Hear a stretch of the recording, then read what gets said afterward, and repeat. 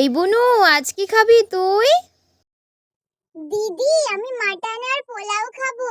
এই এত গরমের মধ্যে তুই মাটন আর পোলাও খাবি? আমার তো বানাতেও প্রচুর কষ্ট হবে রে বুনু, সেই মশলা করতে হবে আরো কত কি। দে না দিদি, বানিয়ে দে না, আমার খুব খেতে ইচ্ছা করছে। ওকে, তো মাটন বানানোর জন্য আমি প্রথম 500 গ্রাম মাটনকে ভালো করে ধুয়ে নিলাম।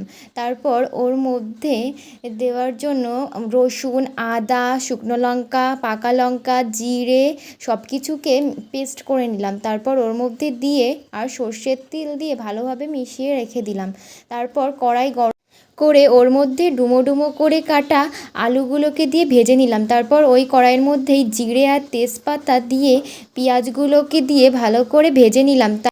তারপর ম্যারিনেশন করা মাটনটা দিয়ে ভালো করে নাড়তে থাকলাম। এই দিদি, আমাকে একটু কষা মাংস দে, খাই। না বুনু, এটা তো মাটন, মাটন সিদ্ধ হতে একটু টাইম লাগে, সিদ্ধ হলে তারপরে তোকে দেবো। তারপর আমি একটু গরম জল করে মাটনের মধ্যে দিয়ে দিলাম, অনেকটাই জল দিলাম, দিয়ে অনেক টাইম ধরে ফুটাতে লাগলাম। তারপর ওর মধ্যে দিয়ে দিলাম আলু দিয়ে একটু ফুটিয়ে তারপর ওর মধ্যে দিলাম গরম মশলা গুঁড়ো দিয়ে আরেকটু ফুটিয়ে নামিয়ে নিলাম।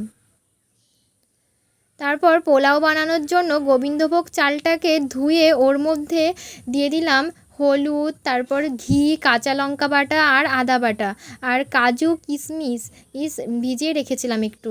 তারপর কড়াইয়ের মধ্যে তেল আর ঘি গরম করে গরম মশলা ফোড়ন দিয়ে ওর মধ্যে দিয়ে দিলাম কাজু কিশমিশগুলোকে। তারপর চালটাকে দিয়ে একটু ভেজে নিলাম। তারপর গরম জল করে ওই চালের মধ্যে দিয়ে দিলাম, দিয়ে একটু চিনি দিয়ে দিলাম। তারপর ফুটিয়ে নিলাম। এই নে বুনু। খুব টেস্টি হয়েছে দিদি।